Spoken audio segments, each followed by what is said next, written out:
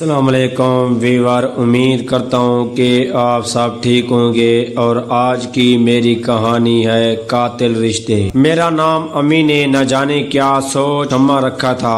سہیلیاں مذاق میں کہا کرتی کہ شمع کا نام تو جلنا ہے، پاس تم بھی جب تک جیو گی جلو گی۔ ان کا کہا من و ان پورا ہو کر رہا۔ والد صاحب کے کاروبار کے علاوہ جائیداد بھی تھی جو ہماری گزر اوقات کے لیے کافی تھی، لیکن یہ جائیداد گاؤں میں تھی جس کی دیکھ بھال انہوں نے میرے چچا کو سونپ رکھی تھی، کیونکہ انہیں خود تو اپنے بزنس سے فرصت نہ تھی۔ چچا صرف مڈل پاس تھے تو چچی بھی دیہاتی ان پڑھ عورت تھی، وہ شہری بدوباش کو پسند نہیں کرتی تھی۔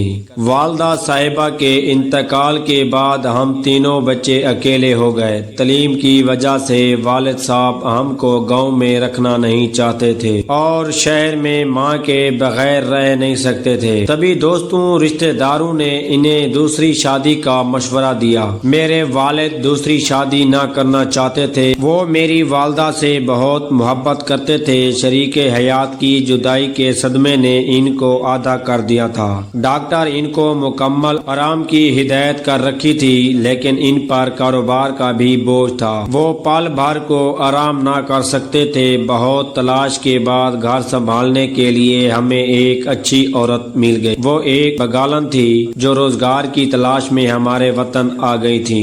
اس کا نام سنین تھا، ہم اس کو آپا جی کہتے تھے۔ ان کے آ جانے سے ہم کو کافی سکون ملا، ہمیں وقت پر کھانا ملنے لگا اور وقت پر اسکول جانے لگے۔ غرض انہوں نے گھر کے نظام کو اچھی طرح سنبھال لیا، نوکروں پر بھی نظر رکھتی تھی۔ آپا جی نے اپنا وطن غربت کی وجہ سے چھوڑا تھا اور یہاں ان کا کوئی نہیں تھا۔ ایک روز ابا جی کافی دیر سے گھر لوٹے تو بہت تھکے ہوئے تھے، کھانا بھی نہیں کھایا، رات کو آتے ہی بستر پر دراز ہو گئے۔ صبح جب آپا جی ان کو چائے دینے گئی تو وہ بے حس و حرکت پڑے ملے۔ وہ رات کے کسی پہر یہ دنیا چھوڑ چکے تھے۔ چچا جان کو ہمارے پڑوسی نے اطلاع دی، وہ رشتہ داروں کے ہمراہ گاؤں سے آ گئے۔ والد کی تجہیز و تکفین کے بعد کچھ دن ہمارے ساتھ گزارے، والد صاحب کے کاروباری امور دیکھے اور ہم کو لے کر گاؤں چلے آئے۔ یہاں آ کر پتہ چلا کہ زندگی کیا ہوتی ہے۔ والد صاحب کا گھر تو ہمارے لیے جنت سے کم نہیں تھا۔ چچی اجٹ اور سخت مزاج خاتون تھی، انہوں نے دوسرے روز ہی ہم دونوں بہنوں کو کام پر لگا دیا۔ ہمارے سفید اور ملائم ہاتھ گوبر سے بدنما اور بدبودار ہو گئے۔ اب ہم سارا دن ننگے سر ننگے پیر کام کرتے، ذرا سستانے بیٹھ جاتے تو چچی کپاس کی سوکھی ٹہنی سے ہماری خوب پٹائی کرتی۔ میری چھوٹی بہن تو اس قدر خوفزدہ رہنے لگی کہ چچی اس کی طرف نظر بھی کرتی تو وہ کانپنے لگتی۔ اس عورت سے میری معصوم بہن بہت ڈرتی تھی۔ جب وہ جانوروں کے لیے چارہ اٹھانے جاتی اس کے پیروں میں کانٹے چبھ جاتے، نکالنے کی کوشش کرتی تو کانٹے پاؤں کے تلوں میں ٹوٹ کر رہ جاتے۔ اس طرح بیچاری کے پاؤں نیلے پڑ گئے اور وہ مستقل لنگڑا کر چلنے لگی۔ پھر ایک دن اس کو بخار ہو گیا، وہ صحن میں بخار میں پڑی کرا رہی تھی کہ چچا وہاں سے گزرے۔ انہوں نے اس کے پیروں کی طرف دیکھا جو نیلے پڑ چکے تھے، تبھی انہوں نے چچی کو ڈانٹا کہ اس کے پیروں سے کانٹے نکال لو ورنہ یہ پولیس کیس بن جائے گا۔ وہ کہاں نکلتے جو گوشت کے اندر پیوست ہو کر رہ گئے تھے۔ چچا کے ایک نیم حکیم کو لائے، کانٹے نکالنے کا کام اس کے سپرد ہوا۔ جب میری معصوم بہن کے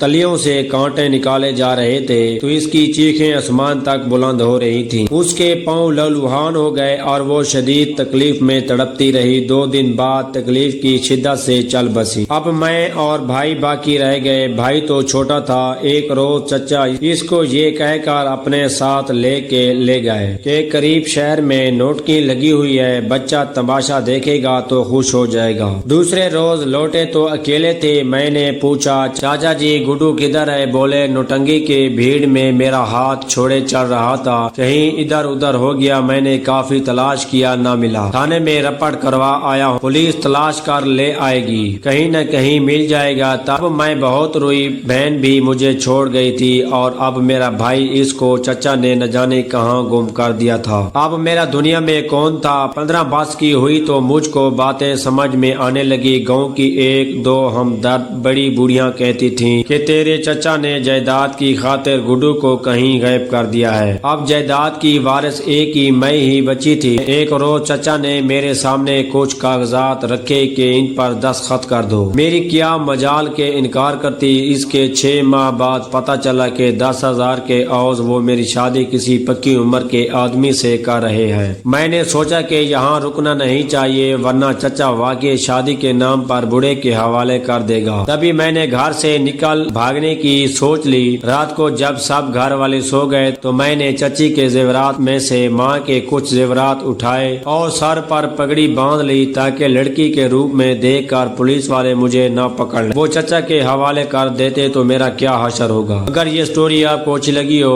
तो मेरे चैनल को सब्सक्राइब और मेरी वीडियो को लाइक कर दीजिएगा। शुक्रिया।